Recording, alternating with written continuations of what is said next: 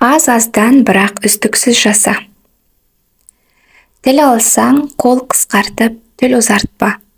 Ауыр жүк асқар таудай мойныңа артпа. Мәшһүр Жүсіп. Өз-өзіңе сенімділік ұялату үшін қолыңа алған қандай да бір істі әуелі там-тұмдап, аз-аздан баста. Қазақтың тамшы тас теседі дегені сияқты. Бірақ ұдайы үзбей жаса. Там-тұмдап болса да, сапалы атқарылған іс жиылып тауға айналады. Мұхаммед пайғамбар, істің ең қайырлысы аз болса да ұдайы жасалғаны деп осыны айтып отыр. Бұндай аз-аздан іс атқару тәсілі Жапонның кайдзен бағдарламасында да бар.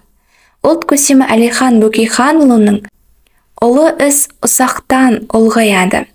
Кірпіш зор емес, қаласаң қандай зор үй шығады дегеніндей. Абайдың ақырын жүріп анықпас, еңбегің кетпес далаға дегені сияқты үздіксіз жасалған іс түбі нәтижелі болады. Мысалы, адамның көбі кітап оқу үшін арнайы демалыс күндерін күтеді, немесе санаторий сияқты тыныш орын таңдайды. Келесі кітапты оқу үшін тағы сондай. Сөйтіп, жылына 1-2 кітап оқуға ғана үлгереді. Өйткенше күнде таңмен немесе кез келген ыңғайлы уақытты белгілеп, күніне 3 беттен үздіксіз кітап оқуды дағдыға айналдырған тиімді. Бұл тәсіл арқылы әр 2 ай сайын 250-300 беттік бір кітап оқып тастайсыз. Кейін күндік оқу нормасын 7-10 бетке көбейтсеңіз, ай сайын бір кітап оқисыз. Сөйтіп, сізде күнделікті кітап оқу дағдысы қалыптасады. Мұның пайдасы зор. Ғылымда кішкентай болса да, бір істі тындырған кезде адам ағзасынан эндорфин гормоны бөлінеді дейді. Бұны бақыт гормоны деп атауы тегін емес.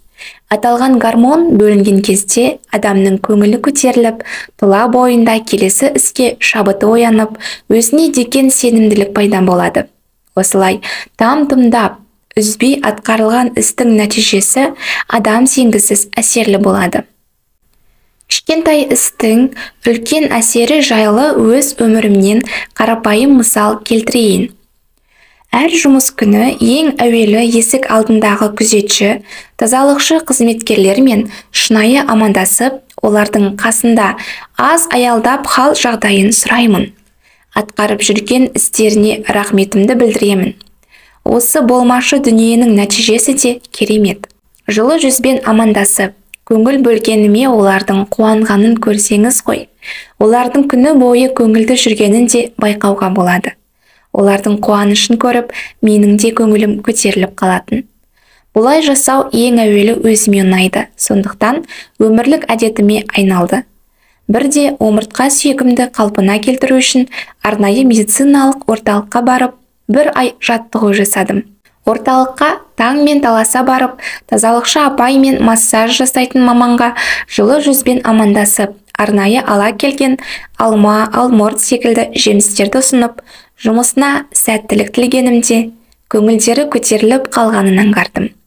Кейін мен келмей қалған күндері алаңдаушылық білдіріп, сұрастырғанын естідім.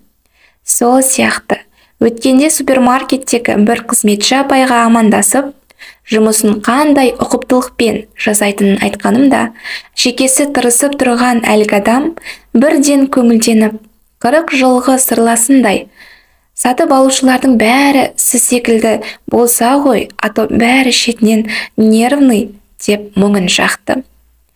Кейде болмашы істің әсері біз күткеннен де үлкен болады. Алла елшісі, ешбір жақсылықты мынаның сауабы мен пайдасы кем деп азырқанбай жасай бер. Тіпті ол іс ұшырасқан адамның жүзіне күлімсіреу болса да деген. Ондай қарапайым жақсылықтың қарымы басқадан бұрын өзіңе қайтады. Көңілің көтеріледі. Келесі іске шабытың оянады. Ең бастысы өзіңе сенімділік ұялайды.